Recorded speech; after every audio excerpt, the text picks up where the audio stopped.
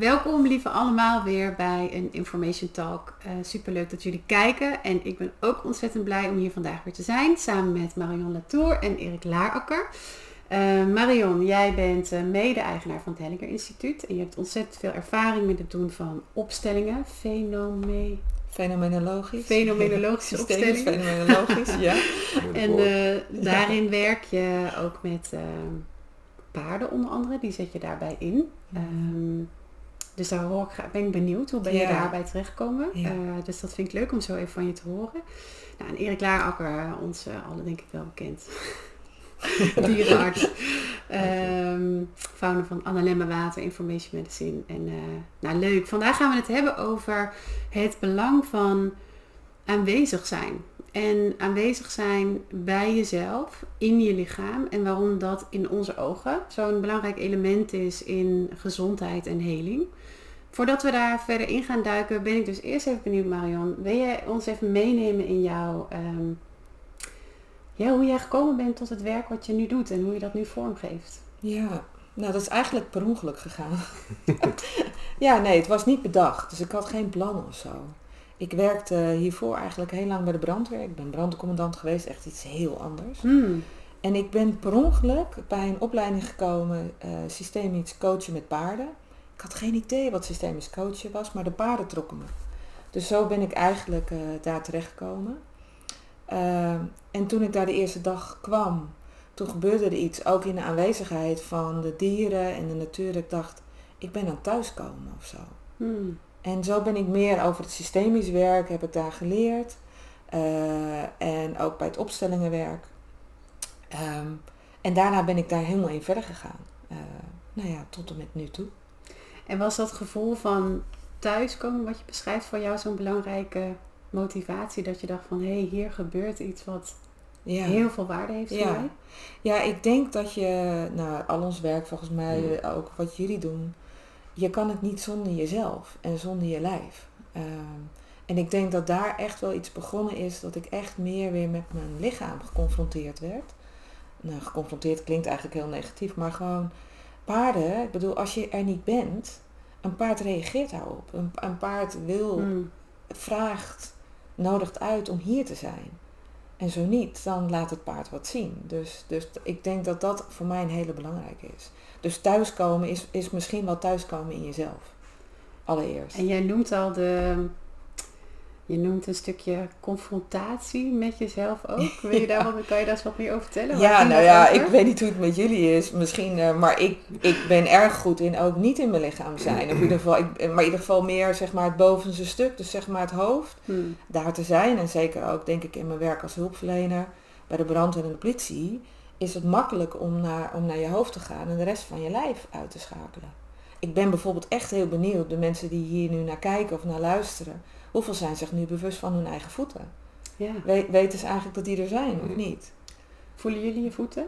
Ja. Nu we hier zitten? Ja. Ben jij je bewust van? Nu is het zeggen wel. Precies. Nou, maar het is wel heel grappig, want de plek waar we het hier opnemen is natuurlijk jullie werkplek en je woonplek. En ik had echt bedacht, misschien moeten we wat doen om eerst eens wat bewust te worden van de voeten.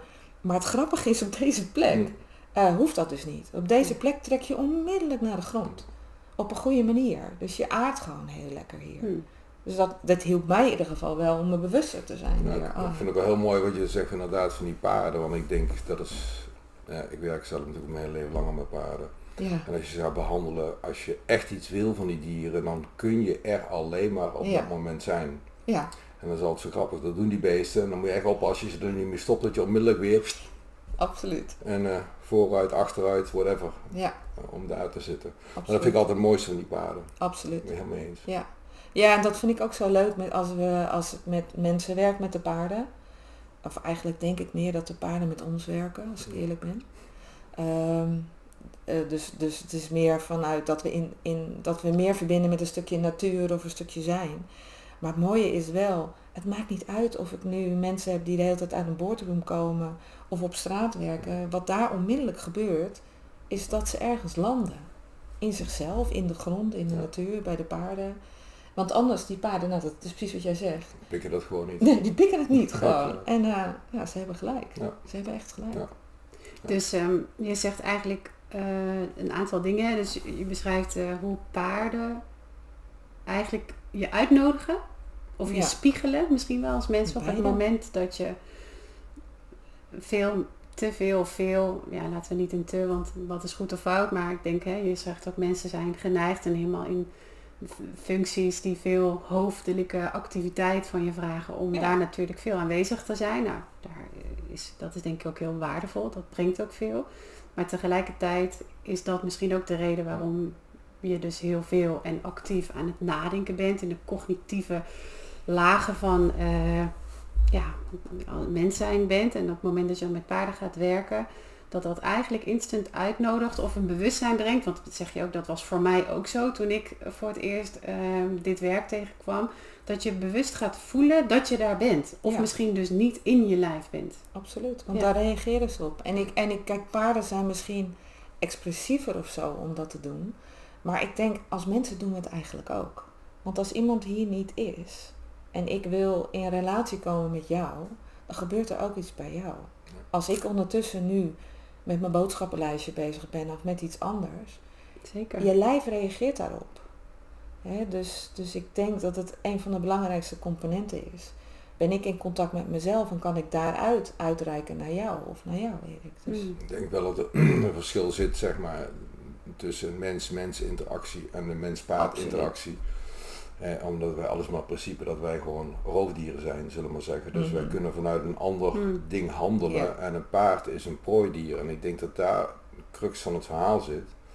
Waarom je met paarden iets kunt doen wat je met katten minder kunt doen en met honden minder kunt doen, vind ik. Ik bedoel, geweldige beesten, daar gaat het even niet om.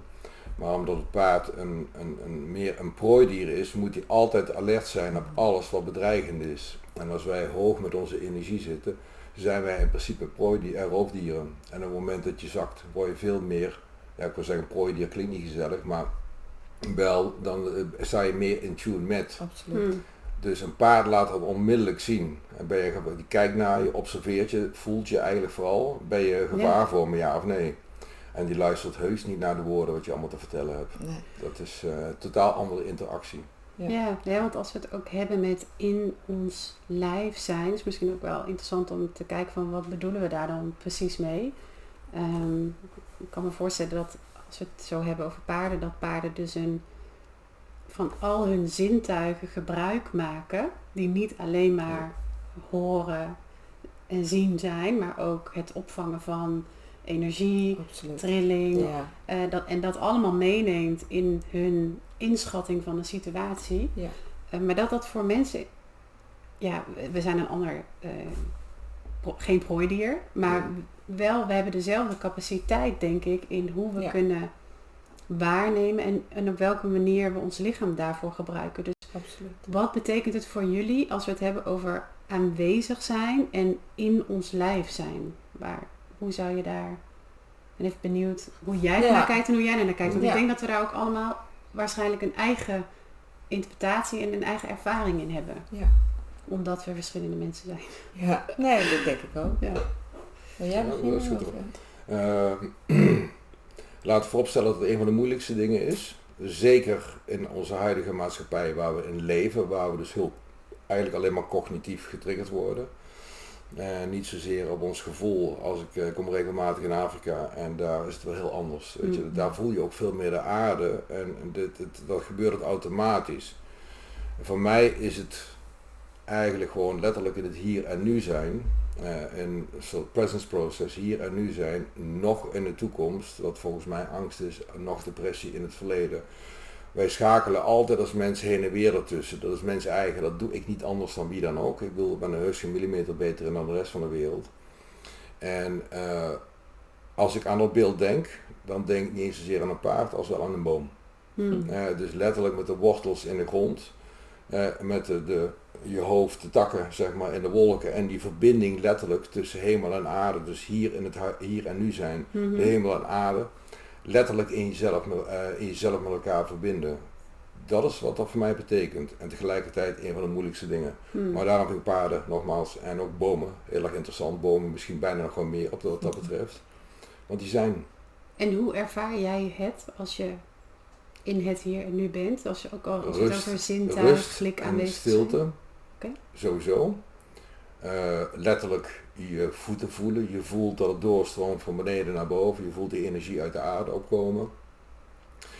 En de grote grap is op dat moment, het doet er niets toe. Alles wat je hebt meegemaakt zit ergens, maar beklijft niet. Snap je? Ik bedoel, oude trauma's, oude dingen die daar lopen, het is er, maar het is er. Maar het heeft geen lading. Ja. En whatever er allemaal mogen gaan gebeuren in de toekomst, het heeft geen lading op dat moment. Dus observeer je het dan wel? Dus je weet wel dat het er is? Of Op is het het moment dat je gaat observeren bij de ja, ja, precies. Ja. Dat is de grote grap ervan. Ja, ja, ja. Op het moment dat Ja. je, weet je, er zijn van die momenten in mijn leven geweest, weet je, en dat is vaak op het moment dat je echt langer door de natuur loopt, wandelingen maakt, langs de kust oploopt. Vooral dan op een gegeven moment gedinder van die zee en dan op een gegeven moment word je gewoon één met alles om je heen. En dan bestaat de rest eigenlijk niet. Ook geen idee wat je op dat moment gaat denken. Als je op het moment dat je het gaat invullen, cognitief, oh wat ben ik aan het doen, voel ik mijn voeten, voel ik ben je te laat.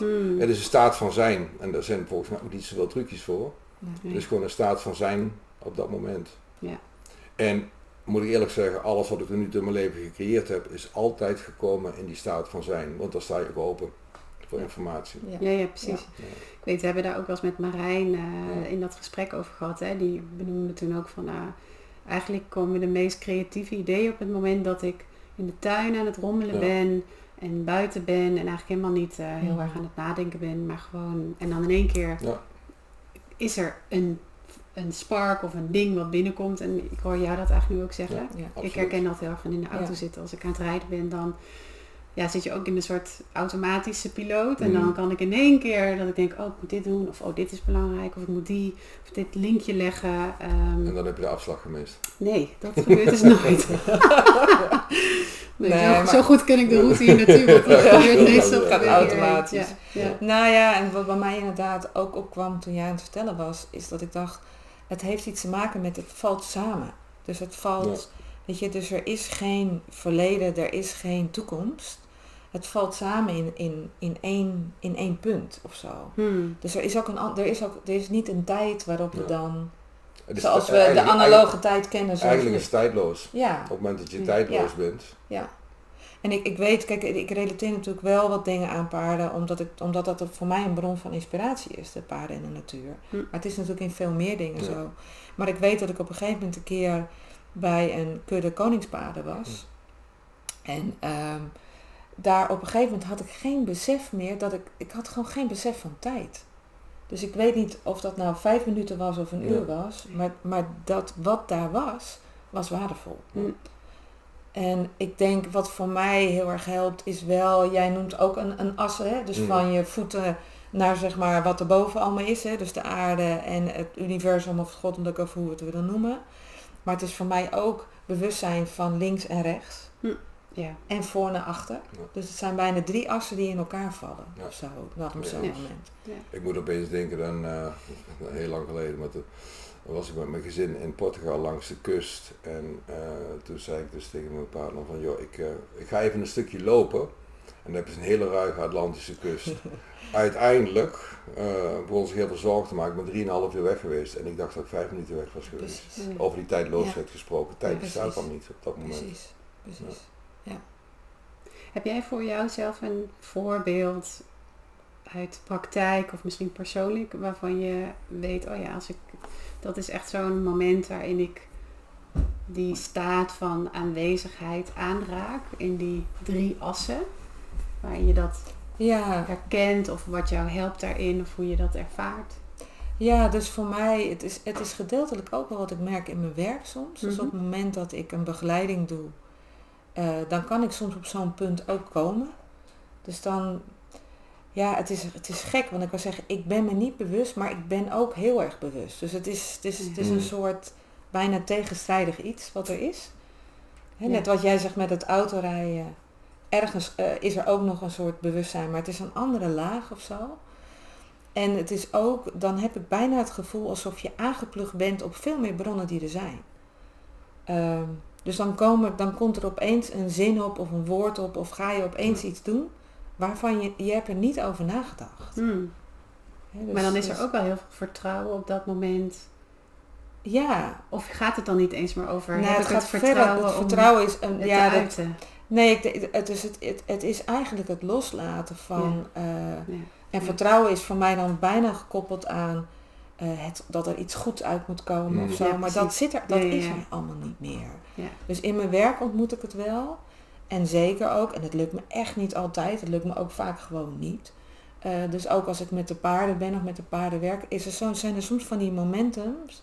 Nou, wat jij zei ook, en jij zei het van Marijn, dan komt er zo'n ingeving. Ik weet niet waar het vandaan komt, maar het is er. Dus er is ook een andere toegang of zo opeens. Ja. Ja, en ik weet niet of dat raar klinkt, nee, maar dat dit klinkt is helemaal niet raar. helemaal Kijk, ik denk dat je meer dan op dat moment maximaal kunt intunen zonder ruis op het kwantumveld, zullen we zeggen, als je het kwantumtechnisch wil houden.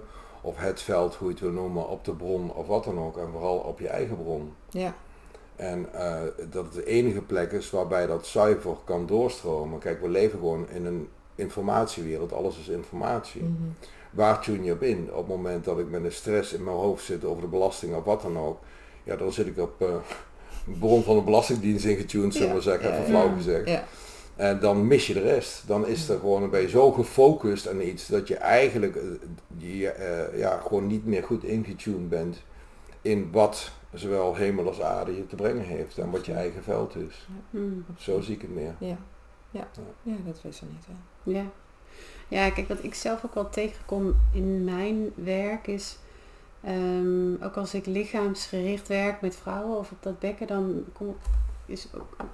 eigenlijk gaat het er ook over voor mij hoe zeer en hoe meer ik aanwezig kan zijn, hoe meer je eigenlijk de ander ook aanwezig kan laten zijn. Absoluut. In datgene wat er op dat moment is. Ja. Zonder dat we gaan zitten forceren, hè, want we hadden het net al even over verhalen, verleden, toekomst. Hè. Iedereen draagt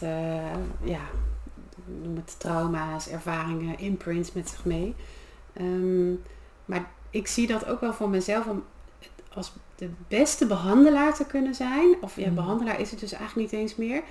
Is om zo aanwezig mogelijk te zijn, zodat de ander ook in zijn of haar eigen stuk kan komen. Dus en dat je niet gaat zitten in iets op willen roepen of een verhaal, omdat je weet, hè, van toen is dat en dat gebeurd. Ja. Maar dan gaan we soms ook wel eens, dan denk ik dat soms de neiging ook is, en die herken ik ook, en zeker meer uit het verleden, dat je dan aan de hand van dat verhaal dingen terug gaat halen. En hoe was dat dan? En dan ga je iets oproepen, terwijl als je echt aanwezig kan zijn, dan kunnen we aanwezig zijn en voelen wat er nu is. En hoe meer ik dat zelf kan, hoe beter iemand anders dat kan. Dus Absoluut. Dat is ook mijn practice. Waardoor ik zelf ook veel, dus lichaamsgericht werk is gewoon mijn ingang naar aanwezig zijn in mijn lijf. Ja. Om daar dat steeds beter te fine-tunen. En ik vraag me ook af, en ik vind dat ook boeiend, want ik denk ook niet dat daar een moment is dat het ooit klaar is of af is, of dat je het perfect doet en dat het daar ook helemaal niet over gaat. Ja. Maar ik vertelde jou net ook dat ik laatst bij zelf ook een sessie ontving en eigenlijk door haar heel erg gespiegeld werd en ook dit is interessant. Ik denk dat ik heel aanwezig ben, maar ik was eigenlijk mijn gevoel heel erg aan het observeren. Ja. En door toch een verhaal en zij zei dat tegen mij, toen dacht ik, verrek, je hebt gelijk. Ja. En zij nodigde mij echt uit, want ik voelde een soort verharding of een soort weerstand in mijn lijf. En ik ging al helemaal, ik dacht ook, voel dit en wat zegt dat dan? En ik van, wie is dat dan? En zij nodigde mij heel erg uit, maar kan je het laten zijn? Ja, kan je er alleen maar met je aandacht bij zijn, zonder, waarom is dit, wat zegt dit? Absoluut. Dit moet anders, het moet meer, het moet minder. Dat was echt weer zo'n herinnering dat ik voelde van, oh ja. Ik denk dat een heel belangrijk aspect is wat je zegt. Van, zeker als je met paarden werkt, maar net zo goed bij mensen. Want op het moment dat je bent, zeg maar, en in het moment hier en nu, dan mag je patiënt of je cliënt mag er ook zijn. Dus die kan ook meer laten zien wat er eigenlijk aan de hand is. Ik krijg geen informatie uit een paard. Ja. Of heel veel minder op het moment dat ik iets wil van het dier, op het moment dat ik iets wil bedenken wat misschien al aan de hand zou kunnen zijn, of wat dan ook, dan eigenlijk ga je daar weer inkleuren. Juist door ik denk dat dat een verschil maakt vaak tussen betere en betere therapeuten of wat dan ook. Want heel veel therapeuten, artsen gaan al iets invullen. Eigenlijk op het moment dat je al binnenkomt. En die vinden er al wat van. Je vindt al iets van je patiënten. Of je hebt al iets. En daarmee ga je automatisch eigenlijk alweer gewoon in zitten kleuren hoe het spelletje eruit ziet. Terwijl een grote kunst volgens mij, en of je nou arts, therapeut bent, het maakt me allemaal niet uit daarin. Op het moment dat je daar bent, kan een ander zich volledig laten zien en ook jou weer verrassen dat het misschien anders in zit dan die duizenden andere patiënten met dezelfde symptomen die je misschien gezien hebt. Ja, precies. Ja, en voor mij, kijk, wat jij vertelt, dus wij gebruiken wel eens de term in het systemisch werk dan over oordeelloosheid. Nou ja, dat vind ik een woord, ja, dat klinkt mooi, maar dat is ook weer een woord. Maar waar het wel mee te maken heeft, zodra je meteen een label plakt, heeft te maken dat jij eigenlijk met iets van vroeger aan het nadenken bent. Dus er wordt onmiddellijk, ben je ergens niet hier. Ja. Dus als je binnenkomt en denkt, oh ja, nee, dit ken ik wel. Dan ben je eigenlijk dus niet hier. Ja. Dus voor mij heeft dat daar ook echt wel mee te maken. Dat je in staat bent als therapeut of begeleider om zoveel mogelijk dus weer in die aanwezigheid te zijn. Ook wat jij zegt. Maar dat is soms best een uitdaging. Omdat je natuurlijk uit een school komt. Het zij geneeskunde, het zij diergeneeskunde, het zij, nou, you name it. Die dat wel van jou vraagt. Dus je wordt eigenlijk... dat is eigenlijk waar je klaargemaakt wordt. Wij worden klaargesteld om cognitief om te gaan met de ziekte. Ja. En daar vervolg je allerlei rijtjes, stroomschema's en dan ga je afvinken en dan kom je tot je, vanuit je anamnese kom je tot een conclusie. Een waarschijnlijkheidsdiagnose. Ja, het is zo cognitief als de beest. Ja. Daarbij vergeet je juist, dat is mijn grote probleem, juist in de hele geneeskunde. Is dat je vergeet dat er ook iets als een onderbuik zit, als er iets is, weet je, gewoon en niemand is hetzelfde. Ja. Feiten door het te zijn, tune je automatisch ook in op het veld van een ander, die veel meer informatie laat zien. Ja. Ja. Dus ik vind dat een enorm groot gebrek in onze huidige maatschappij. Ja. We worden alleen maar geleerd om vanaf hier te leven. Nou goed, je hebt zelf ook een dochter, dus het is al grappig om te zien. Op jonge leeftijd zijn ze. Ze staan eigenlijk altijd een soort van die basis Qigong-houding. En dat moet wel, omdat ze een veel te groot lijf hebben. Ten opzichte van die beentjes. Maar die zijn, die staan zo in die basis Qigong-houding. En die zijn.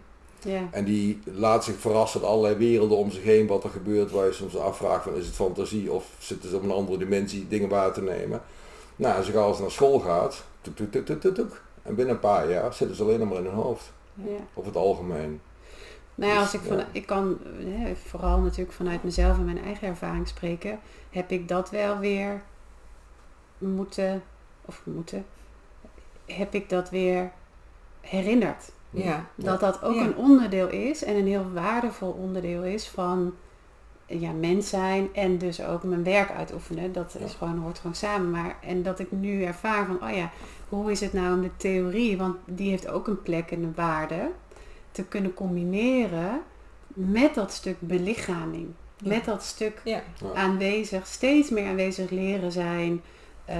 En daar vind ik dat dan breng je twee werelden samen en ontstaat er een heel ander krachtenveld eigenlijk. Absoluut. Maar dat heb ik echt moeten, de afgelopen jaren ook een beetje moed voor moeten hebben om dat weer te hervinden. Waarbij je overigens dat andere gedeelte ook niet moet vergeten. Als alleen maar je denkt vanuit je intuïtie gevoel te werken en niet meer vanuit de realiteit, dan mis je ook een stuk daarbij. Nee, zeker. En ik vind ook vaak wordt dat gezien als geen kennis meer op te doen. Ik zie nog wel eens een keer bij therapeuten dat ze lui worden om kennis op te doen, want ik doe wel alles met mijn gevoel. Ja, maar zo werkt het niet. En zo werkt het leven ook niet. Dus het is belangrijk wederom om die twee dingen te integreren in elkaar. Ja, dus het hoofd hoeft er niet af of zo, om het zo maar even te zeggen. Ja, en dat doe maar 1 keer. Dat ook. Nee, maar dus dat geloof ik ook wel. Alleen ik geloof wel dat als je dus meer in die aanwezigheid komt, dan kom je dus op een andere informatiebron. Ja. Je komt volgens mij, en jullie weten daar volgens mij nog meer van, je komt meer ook in de informatiebron van je eigen lichaam. Want er zit zoveel wijsheid in. En het heeft ook een resonans met de ander. Wat jij zegt, dat jij ook in jouw behandelingen die jij doet, is aanwezigheid belangrijk voor de mensen die je behandelt. Ja, en voor zeker. de paarden of de dieren die je behandelt. En ik denk dat dat cruciaal is. Dus, want onze lijven willen gehoord worden. Die willen ook heel graag gehoord worden. Zou ik het zo kunnen omschrijven dat op het moment dat je dat doet, hè? Kijk, we hebben natuurlijk vaker over water gehad, wat de bioquantumcomputer is. Op het moment dat ik daar ben, dan kan mijn water met jouw water resoneren. Absoluut. We zeggen niet voor niks van ik voel het aan mijn water. Ja. Snap je? Ja. Op dat moment is die uitwisseling Precies. eigenlijk gewoon... Dus die informatie kan op een of andere manier dan misschien is het, voor mij klinkt het alsof het dichter bij elkaar kan komen. Weerstandsloos Ja. overvliegen. En dat er niet inderdaad allerlei luikjes voor zitten waar je eerst zeg maar doorheen moet of voorbij moet. Precies. Het is heel open. En wat ik ook dus dan ook weer zie bij de paarden is, als dat er is, dan is alles er. Ja. En ik noem paarden, maar het is voor mij ook natuur. Weet je, jij noemt bomen. Daar is dit namelijk. Ja. Daar communiceert het ook allemaal zo met elkaar. Ja, dat zal misschien dan ook wel de herinnering zijn waarom we het zo duidelijk voelen als je dus begeeft in de natuur. Alsof je systeem in resonantie komt met dat deel, de zee, de bomen, de paarden. Waardoor je eigenlijk denk ik daar ook weer, je hebt precies de aarde. De aarde, ja. En we hebben het, wat maakt nou, ik ben even benieuwd, want we hebben het hier natuurlijk over, omdat het zelf persoonlijk een thema is wat we waarde aan hechten. Maar ja, tegenwoordig kampen natuurlijk, we hebben niet echt heel veel mensen kampen op dit moment met het zijn chronische lichamelijke klachten of mentale klachten. In welke mate denken jullie dat dit stuk van, dus niet alleen maar een wandelend hoofd zijn, ik weet niet, dat is natuurlijk een beetje zo'n term die we dus, maar heel erg in dat cognitieve belevingsstuk in de wereld cognitief ervaren, maar meer in dat lichaam zakken. Waarom is dat zo belangrijk? Ook als we het hebben over heling, gezondheid, ondersteuning van gezondheid. Nou ja, voor mij kijk sowieso, als je heel erg in je hoofd bent, dat kan ook iets aangeleerd zijn. Dus voor mij is heel erg in je hoofd zijn ook een manier van overleven. En volgens mij is een beweging naar het leven is dus veel meer naar je eigen lichaam gaan. Dus dat sowieso. En wat maakt, denk je, dat mensen zijn gaan overleven door in dat hoofd? Dat kan echt zijn omdat je het, of misschien wel vanuit je gezin van herkomst dit hebt geleerd. Dat je, misschien dat je ouders dit ook al deden. Het kan zijn doordat je dingen hebt meegemaakt. Het kan zijn natuurlijk ook in de maatschappij, maar in mijn leven. Dat we het vergeten. We vergeten het eigenlijk. Dat er meer is. Ja. Maar als je dus meer kan indalen in je lijf. Ja, dan kom je dus ook meer, wat we zeggen, hier en nu. In plaats van dat er misschien ooit een reden was waarom het heel handig was dat je naar je hoofd ging. Ja, dus ik geloof absoluut dat er momenten zijn in je leven. En misschien ook wel in generaties voor je. Dat het belangrijk was dat er overleefd moest worden. En dat bijvoorbeeld de emotie even uitgeschakeld moest worden. Maar het interessante is dat we dus vergeten dat dat toen was. Dus wat ik heel veel zie in het werk momenteel. Is dat een beetje de helende beweging is om te zeggen, ja, dat was. En ik ben nu hier. En wat gebeurt er dan? En dan kunnen mensen ook veel meer in hun lijf komen.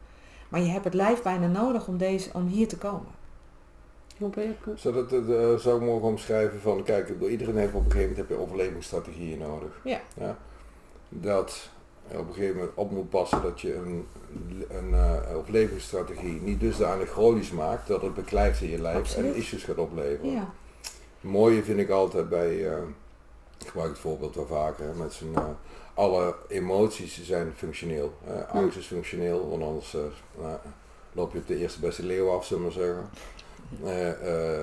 Functioneel dat je niet van de berg afspringt, agressie, frustratie, al die dingen zijn functioneel, alleen we maken ze ergens chronisch. En als je nou kijkt wat een antilope of wat dan ook die door een leeuw achterna wordt gezeten, op dat moment is hij functioneel eigenlijk zeg maar in die angst en waarschijnlijk niet helemaal goed in dat lijf en die gaat er vandoor. En als hij het gered heeft, dan zie je hem schudden, de fascia losschudden, klaar, business as usual. Het beklijft niet. Ja.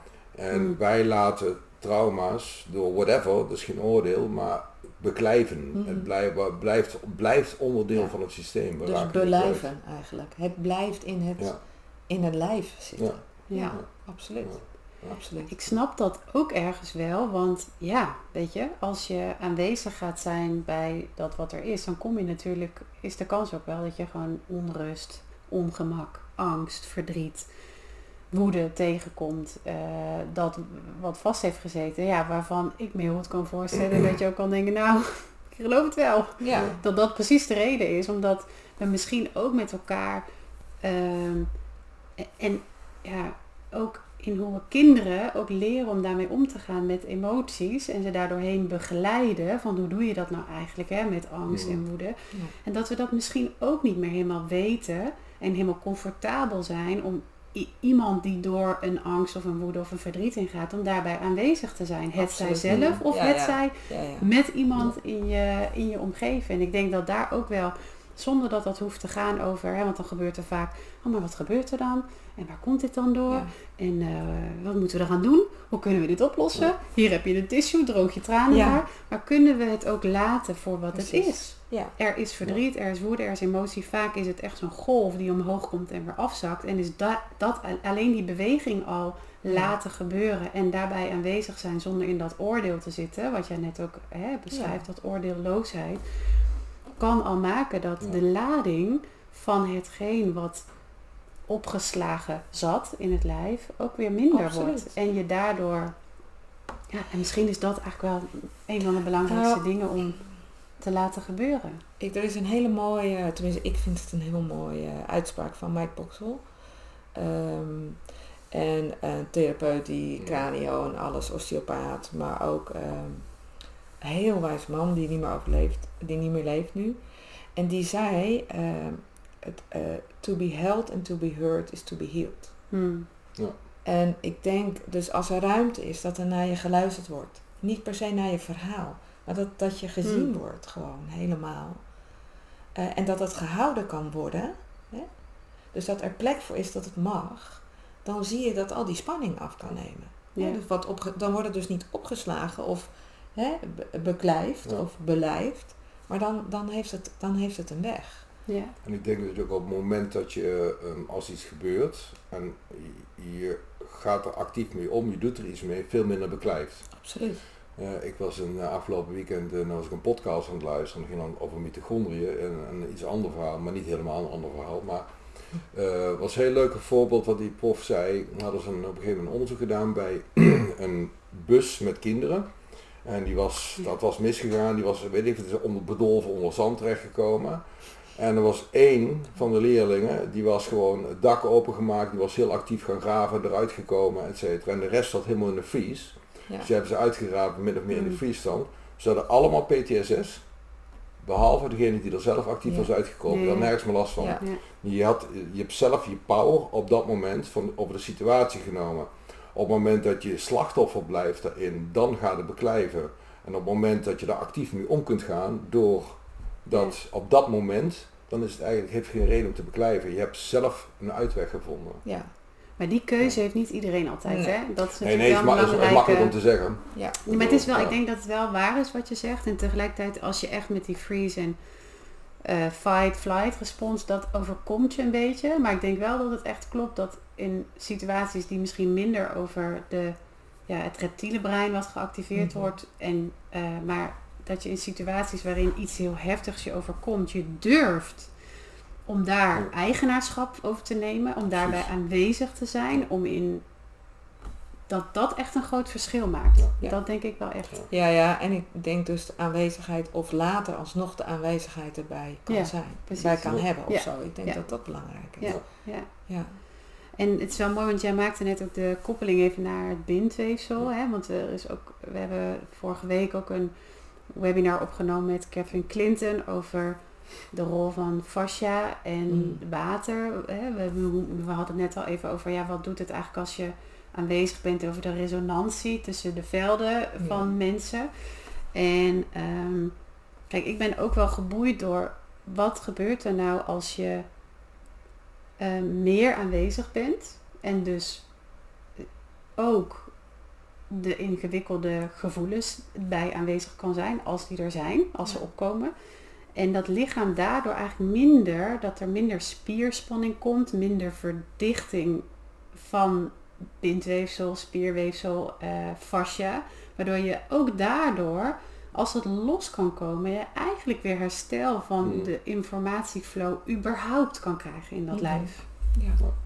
Ja, absoluut. Kijk, en het is wel mooi wat jij in ieder geval met je handen doet. Dus met je handen beeld je iets uit bijna van een soort verkramping. En voor mij wat ik zie is, als iets te overweldigend is, dan hebben we dus de neiging, om in ieder geval het kleiner te maken, zodat we het kunnen houden met elkaar. En wat jij nu voor mij uitlegt, heeft te maken met een beweging, dat je weer naar buiten kan gaan. Dat het weer kan openen, waardoor je hier kan zijn. Dus het kan loskomen. Ja. Dus kijk, dus vanuit acupunctuur of view kijk gewoon, daar hebben we natuurlijk ook in een webinar over gehad. Fascia uiteindelijk niks anders dan een meridiaanstroom, een energiestroom. Op dat moment zet je ergens gewoon een blokkade in die informatiestroom. En je blijft daar gewoon, zolang als je daar iedere keer tegenaan blijft lopen, dan blijft het stagneren op die plek. En dat zit gewoon ergens in je fysieke structuur, in die fascia zit dat vast. Je zet het zelf vast daar op een bepaalde manier. Ja. Terug even naar wat dat hertje deed op het moment dat hij het overleefd heeft. Schudden is letterlijk de fascia losschudden. Ja.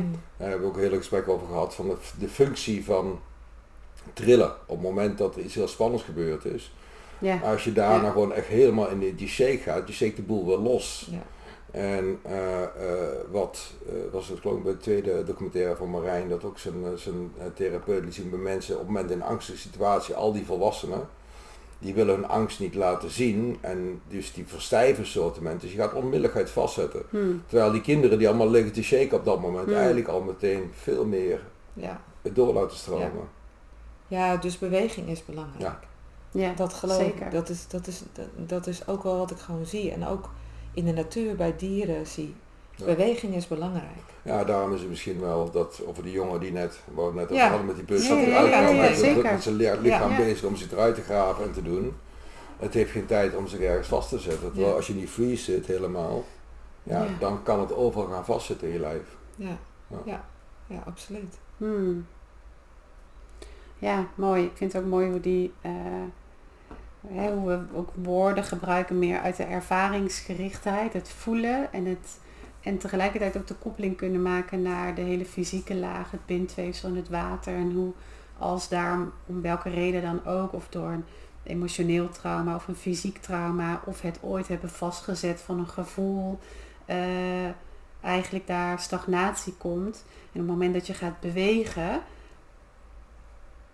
door bewegen of er naartoe te gaan ademen, er beweging naartoe te brengen. Want dat is natuurlijk op verschillende manieren, denk ik, waarop je dat kan doen. Dat kan natuurlijk ook door aanraking, het zij zelf of het zij door iemand anders. Dat eigenlijk dat bindweefsel weer ruimte krijgt en dat water, daar waar dat water die de grote informatiestroom natuurlijk eigenlijk ondersteunt, ook weer los kan gaan laten en dat weer wat er vast zat precies weer kan gaan bewegen. Ja, en wat ik me nu realiseer door dit gesprek en hoe wij erover praten, is dat ik denk, beweging is ook aandacht. Dus beweging is eigenlijk, we noemen het beweging, maar beweging is ook de aandacht daar brengen. Ja. Dus dat is ook weer de aanwezigheid daar brengen. Ja. En dan komen we ook weer een beetje terug, denk ik. Dus voor mij is beweging ook aandacht. En dus ik denk dat dat belangrijk is. Ja, en aanwezigheid dus. Ja, en ik stelde jullie net de vraag van ook bij chronische aandoeningen of bij chronische mentale klachten. Dus is dat dan ook ziekte is een verstoring van informatie? Ik heb er gisteren een heel mooi voorbeeld van gehad. Ja? Iemand die belde op, die ik helemaal niet ken. En ze belde op wat vragen had over information medicine. Maar het werd heel interessant en water, ze deed alles whatever. Maar daar ging het eigenlijk helemaal niet om. Maar wat ik heel interessant van haar bij vond, was een jaar geleden kreeg ze een diagnose. Uitgezaaid darmkanker, zat in de lever, zat in de longen, zat overal, whatever. Dus kreeg te horen, je hebt nog maar 3 maanden te leven. Er ging bij haar een knop om, ze zei nee. Zegt die arts, ben je maar gek, gaat gewoon niet gebeuren. Maar van zo'n diep innerlijk weten daarbij. En ze is aan de gang gegaan, ze is een jaar verder. Ze heeft nog een heel klein plekje op de lever. Door whatever, ik zeg, je gaat je verhaal opschrijven, heb ik ook letterlijk gevraagd. Stuur me een mail, schrijf je verhaal op, wat heb je allemaal gedaan? En dat was niet, op dat moment, ik krijg een diagnose, ik moet er tegen gaan vechten verkrampt meteen. Of ik moet ik ga in die angst zitten en die daaraan overgeven, dan gebeurt het ook. Daar was bij haar een soort knop omgegaan, nee. Ik laat de boel doorstromen en ik ga ervoor zorgen, whatever, dat het weggaat. Dus hij heeft gewoon, juist op dat moment denk ik, door de grote schrik, zegt ze, maar ik was ook gewoon helemaal niet bang. Is de boel zo kunnen loskoppelen daarbij, dat het, whatever ze allemaal gedaan heeft daarna, dat weet ik allemaal nog steeds niet precies, maar dat het uiteindelijk anders is gelopen dan alles wat voorspeld is. Dus ja, ik denk dat bij iedere ziekte in een bepaalde mate, hoe dan ook, dat een rol speelt. Ik bedoel, hoe ga je met die ziekte om? Hoe ga je op dat moment, waar zit je weer vast in je lijf, waardoor het een soort perpetuum mobile wordt, zeg maar, dus dat het zichzelf blijft onderhouden. Ja. Iets is misschien wel fysiek begonnen, dat is prima, we gaan het emotioneel vastzetten en dan is het fysiek misschien al lang over en je blijft het emotioneel vasthouden. Dus je blijft in dat chronische verhaal hangen, laat ik het zo zeggen. Ja.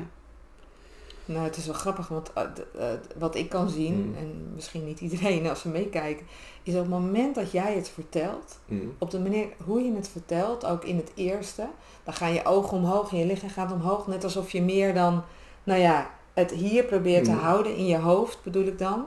En als je daarna, dat heeft ook, je bent in verbinding ook met wat er is in het hier en nu. Ja. In plaats van, wat natuurlijk logisch is. Dat je in je angsten gaat. Tuurlijk. Of naar de diagnose of wat dan ook. Het is bijna onmenselijk om het niet te doen. Absoluut. Maar wat doe je daarna? Maar blijkbaar was dit kon de overweldiging zeg maar gehouden worden, waardoor er ruimte komt weer. Ja. Waardoor je er kan bijblijven of zo. Ja, ik zit even te denken ook wat ik zelf bijna in alle behandelingen ook die ik hier doe, ben ik ook met mensen aan het onderzoeken van en waar, kijk, want je kan extern van alles doen. Acupunctuur, of je werkt met supplementen, of je werkt. Maar ik zie toch ook echt vaak bij chronische klachten dat er ergens een patroon zit van een angst of een emotionele gebeurtenis of hoe je opgevoed bent in het om leren gaan met emoties, ja of nee, die een rode draad vormt toch in het verhaal van iemand. En ik merk wel dat op het moment dat het iemand lukt om naast alle externe dingen die je kan doen om je lijf en je gezondheid te ondersteunen, ook die laag mee te gaan nemen, zonder dat ik kan niet tegen mensen zeggen, nou weet je, dit is het probleem. Jij moet naar een craniosacraal of je moet haptotherapie gaan doen of je moet met de ademhaling. Dat antwoord heb ik niet, maar ik probeer wel mensen uit te nodigen om zelf dat antwoord te gaan zoeken en te gaan onderzoeken van nou, wat gebeurt er als ik weer meer contact ga maken met mijn lijf, met dat innerlijk, ja, toch weten. Ja, wat resoneert bij mij, want dat vind ik altijd heel belangrijk, hè? Want je kan van alles doen op lichaamsgericht vlak, maar ja, waarvan voel jij en bij wie voel je dat je op de juiste plek bent? En dat is toch vaak een moment waarop het systeem meer in beweging komt als ze die laag mee gaan nemen. Absoluut. En dat kan best wel een zoektocht zijn, want heel veel mensen die denken, ja, waar heb je het over? Of ik heb geen idee, of ik ken dit helemaal niet. Maar als ze dan de stap durven te zetten om het zelf te gaan onderzoeken, dat doet toch heel veel. En dan heeft ook de behandeling met de externe dingen heeft weer een hele andere invloed. Omdat dat systeem en dat water en dat bindweefsel en de informatieoverdracht beter gaat lopen, doorstromen. Maar ik herken dit wel. Want het doe ik ook in het werk wat ik doe, in het systemisch werk. Komen ook mensen met vragen over ziektes. Of over chronische ziektes. En wat ik zie, als we dat opstellen, het is alleen maar een instrument. Hè? Dus opstelling is niet, het is een instrument om ergens te komen of om een inzicht te krijgen, waardoor het meer weer in je kan landen. En wat ik daar heel vaak zie bij ziektes, is dat het iets te vertellen heeft over waar het vastzit. Dat kan of in jezelf zijn, of misschien iets nog in andere generaties of in je gezin van herkomst. Dus het is voor mij een symptoom. En, en wat ik dus veel tegenkom is als mensen daar bewust van zijn, dus het kunnen gewoon ik wilde net zeggen dat de lieve heersbeestje. Die mag hier blijven. Nee, dat is goed. Dat is ons cadeautje. Ja, ik wou net zeggen, had ik hem bijna weggedaan. Dankjewel, wat gezellig. Maar wat ik, dus als mensen dus, het gaat er niet om dat uit zo'n opstelling de waarheid komt of zo. Maar wat er wel gebeurt is dat het zich verbindt met iets in jou. En kan je daar ja tegen zeggen. Ja, en dat is zonder een stukje informatie over jezelf, voor jezelf, absoluut. Wat je weer mee kan nemen in je eigen, Want het gaat er niet over, en volgens mij hebben wij daar ook wel eens over gehad, Erik. Het gaat er niet over dat je de geschiedenis wil veranderen, of dat je altijd maar achterom kijkt. Want die ga je niet veranderen. Nee. Je kan het geschiedenisboek niet herschrijven, maar als je ja kan zeggen tegen alles wat er is, leuke bezoeker hebben we, Als je ja kan zeggen tegen alles wat er is en alles wat erbij hoort, dan kan je hier zijn. En ik denk dat dat belangrijk is. Sterker nog, ik denk dat op het moment dat je dat kunt doen, kijk, ik heb het ook gewoon zo gezegd van, je kunt je trauma's niet verwerken, je moet ze voor je laten werken. Oftewel, een bond is een plek waar het licht naar binnen kan. Ja. Ik denk dat het zelfs nog een stap verder gaat brengen op dat moment, als je dat kunt, volledig kunt integreren, accepteren en whatever hoe je het allemaal wilt noemen. Het is niet alleen dat de lading er dan misschien van afgaat en het lichaam kan helen, maar het gaat nog een stap verder. Je krijgt een extra resilience erbij, een extra veerkracht en een bepaalde, in mijn geval en heel veel andere mensen geval, een bepaalde schoonheid, omdat je dan vanuit die kennis weer mee iets kunt doen voor jezelf, voor een ander of wat dan ook. Het is een verrijking.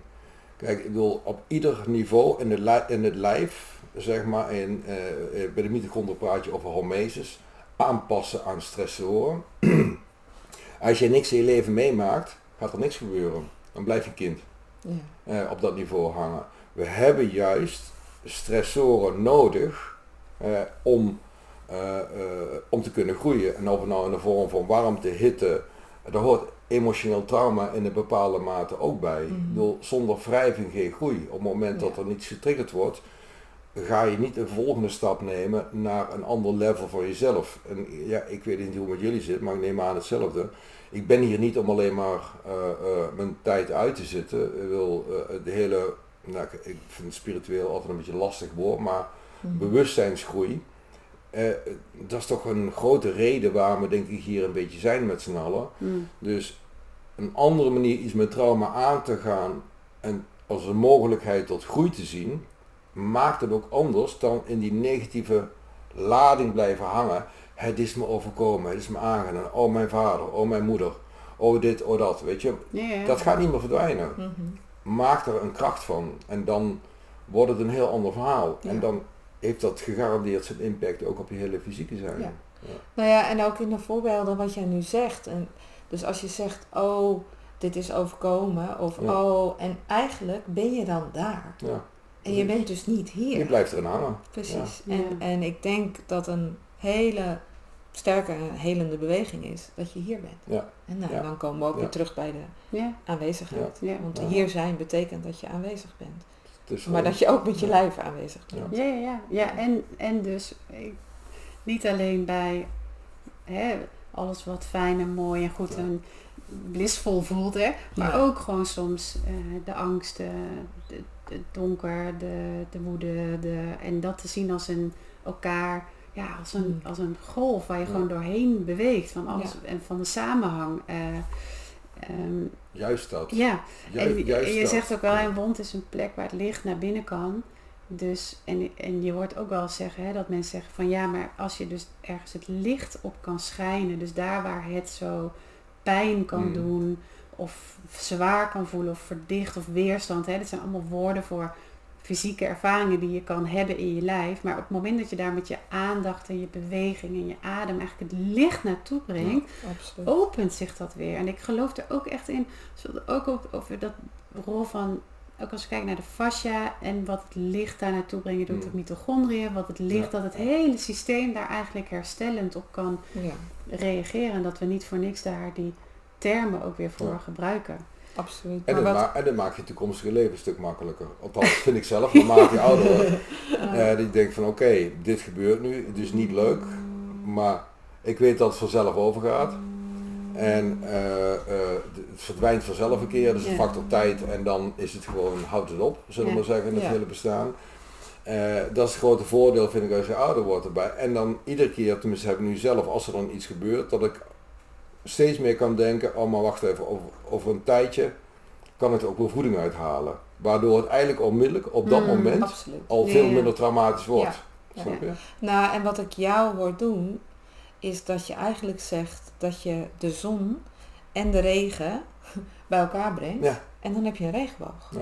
Ja, dus je hebt je bronnen, je hebt je veerkracht. En soms overkomt je gewoon in je leven, ik wil zeggen in je lijf, maar het is ook in je lijf. Gewoon vervelende dingen of heftige dingen of pijnlijke dingen, die hebben we allemaal. Ja. Maar als je dat bij elkaar kan brengen, komt er een regenboog. En dat is groeien. Ja, precies. En je kunt het niet vermijden, want daardoor stop je ook met leven. Als je geen trauma's wil hebben in je leven, helemaal niks, je stopt gewoon met groeien. En dan sta je letterlijk stil, want dan blijf je gewoon hangen. Ja. It's part of life. Ja. Het geeft ook een bepaalde mate van vrijheid. Ja. Het geeft een bepaalde mate van jezelf en hoe je het leven observeert. Dus in hoeveel fine-tuning je hebt in waarnemen. En ik voel ook toch wel dat ik vind het belangrijk om dat te zeggen. Omdat in dat proces van de regenboog maken, dat het in ieder geval mij heel erg heeft geholpen om te weten dat niet iets is wat je altijd alleen hoeft te doen. Dus dat het zo fijn en ondersteunend kan zijn om daar ook mensen bij te zoeken die dus naast jou staan en daar zelf zijn in een bepaalde mate of in een hele sterke mate, zodat je de steun vindt om zelf dat proces aan te gaan. Want ik denk daarin zit wel dat, Nou, ik vind het fijn dat je het zegt. Want ik denk dat klopt. En Stefan Hausner is een opsteller die over de hele wereld opstellingen doet. En die zegt altijd, healing happens in relations. Ja. En dat geloof ik ook.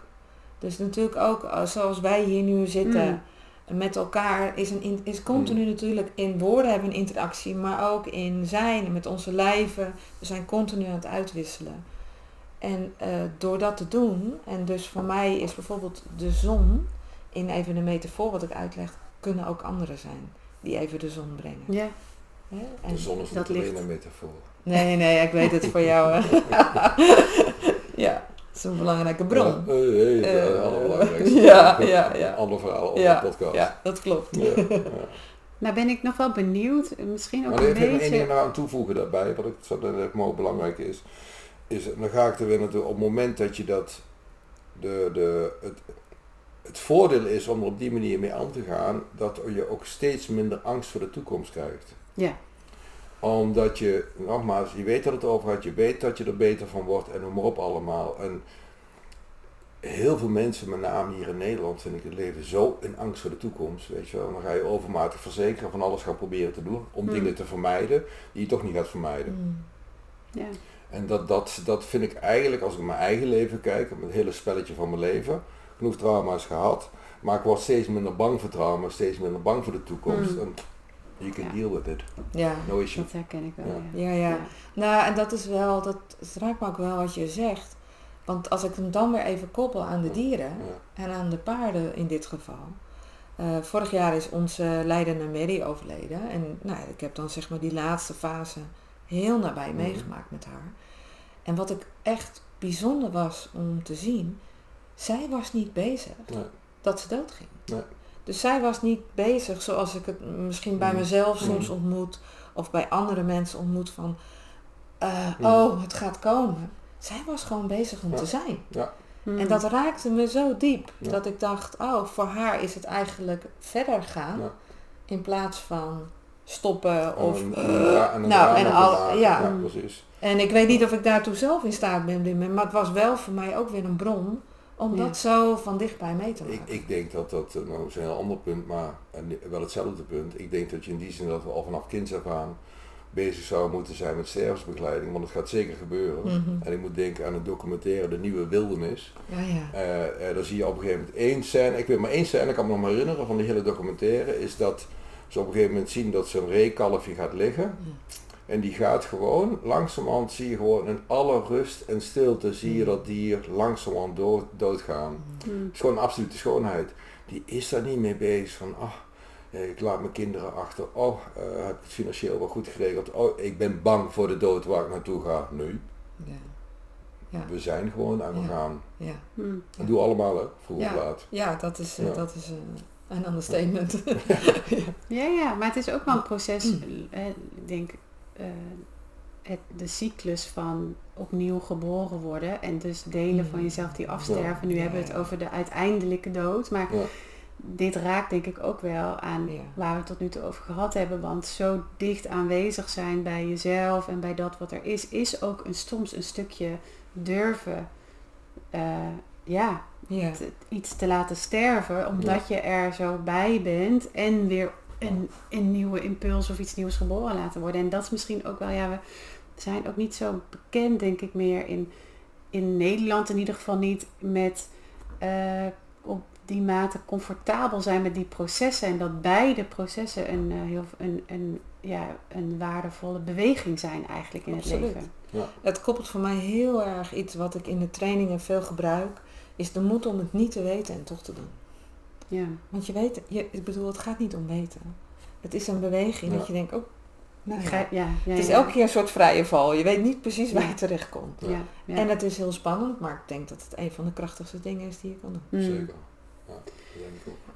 Ik was dus nog even benieuwd. Maar niet uit, dit was ook heel mooi. Weer even dit was ook belangrijk. Ik denk dat er sowieso, denk ik, god, wat een mooi thema om met elkaar over te hebben. Is dat we alle drie werken met information medicine, met het werken met frequenties en inzetten in het stuk. Ik ben wel even benieuwd naar jullie ervaring en ook zienswijze hoe je lijf dus ondersteunen met die vorm van informatie ook gekoppeld kan zijn aan dit proces van meer aanwezig zijn bij jezelf, bij je lijf. Hebben jullie wat is jullie ervaring daarmee? Dus nou, ik heb dus op zich het uitleggen is niet zo complex daarin. Kijk, Nee, maar misschien ook wat zie je gebeuren. Dus daar wou ik even naartoe. Maar uiteindelijk even terug naar het verhaal. Dat ook trauma is een informatiestoring. Iedere ziekte is een informatiestoring. En dat gaat over frequenties, dat gaat over trilling, dat gaat over informatie die vastzit in een fasciastructuur. Het gaat over kwantumbiologie, hoe we in tune staan met de hele kosmos. Alles is uiteindelijk gewoon een informatiestroom. Energie en informatie bij elkaar. Mijn ervaring is er wel degelijk mee, ook bij mezelf, op het moment dat daar dingen spelen. En ik ga dat combineren met bepaalde programma's. Bijvoorbeeld als ik ik hield nooit zo van tandartsen, maar ik ben mijn trauma inmiddels wel kwijt. Als ik terugkwam van een tandarts, onmiddellijk draaide ik gewoon trauma fysiek, trauma emotioneel en aarding. Om het meteen af te vloeien. En dat is bizar, maar ik ben daardoor wel van die angst afgekomen daarbij. En ook nauwelijks last gehad van als je een behoorlijke ingreep had gehad daarbij. Dus om het eigenlijk alternatief voor het schudden, zullen we zeggen. Dan door middel van trilling om daarvan los te koppelen. En wel degelijk als ik behandel me bijna iedere dag als mezelf praat ik dan even over dat ik een dag gewerkt heb om eigenlijk wat ik tijdens mijn werk hier te blijven nog even, als je snapt wat ik bedoel.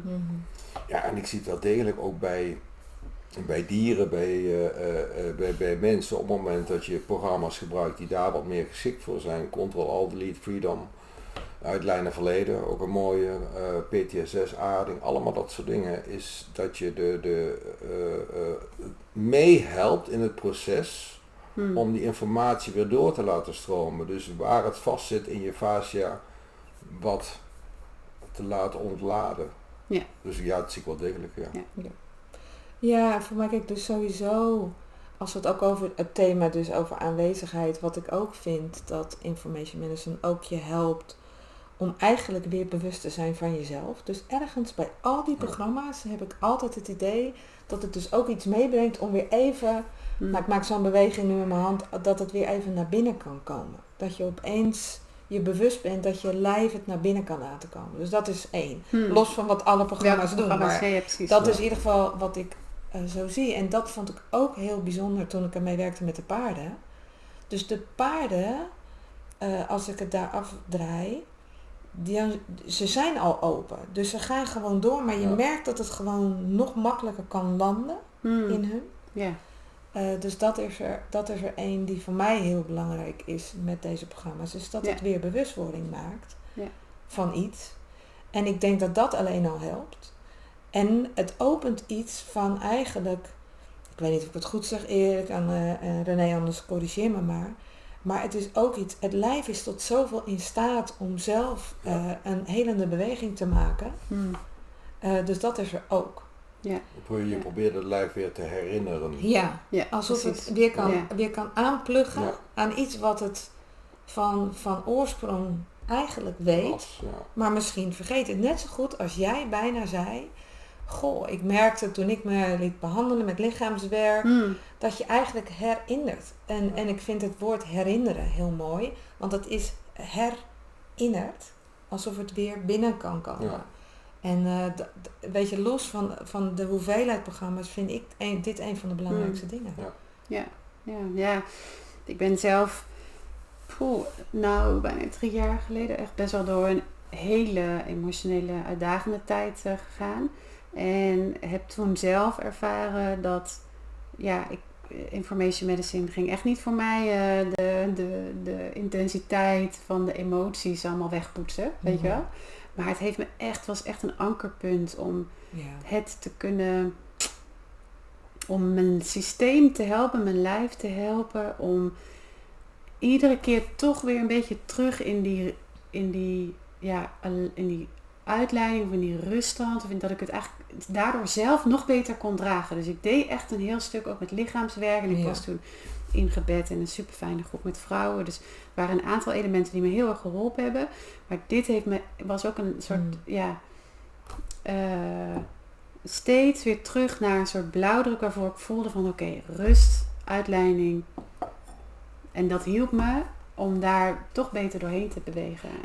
En dat horen we ook wel terug in vragenlijsten die we afnemen, ongeacht voor welke klachten mensen zich behandelen, is dat je terug hoort dat mensen meer veerkracht ervaren, die leefstijlaanpassing toch kunnen doen of die verandering in hun leven kunnen aanbrengen waar ze dat eerder niet echt lukte. Dus daar zit toch weer wat meer die daadkracht bij.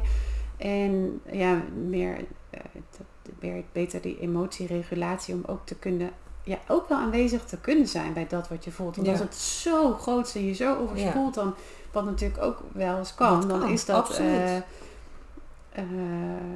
Dan is dat ik denk goed wat we terug horen. Ja, maar ik denk dat het heel belangrijk is wat je zegt, want wederom komt het op hetzelfde neer, is dat als jij zou zeggen van als ik dan een programma draaide, dan voelde ik helemaal niks meer, was alles over. Nou, dan zou ik me heel veel zorgen maken erover. Ja, nee, maar ik bedoel... Nee, dan niet heel erg gedissocieerd is. Dat snap je, dan kun je net zo'n valium nemen, dat voel je ook niet meer. Ja. Dus ik vind het juist mooi om te horen, dus dat je veerkracht vergroot, maar het ding is niet weg, je hebt nog steeds door je proces heen te lopen. Ja, precies. Dus het haalt niet de emotie weg, het mag ook de emotie in die zin niet weghalen. Nee, dat denk ik al, maar dan kom je bijna terug in wat jij vertelde over dat een antilope gaat trillen naar iets, dat het los kan komen. Ja. Dat gebeurt dan hier ook, zoals jij het beschrijft. Ja. En weet je wat ik me afvroeg toen jij het vertelde, wat ik me realiseerde, voelde je je ook gehouden? Alsof je... tijdens het gebruik bedoel je? Ja, of het... En natuurlijk niet letterlijk gehouden, maar alsof je... Ja, ik zit even het woord gehouden. Nou ja, dat het in relatie ging. Ja, dus ik denk dat sowieso het thema toen heel erg was, überhaupt om mezelf te leren houden. Van alles wat er...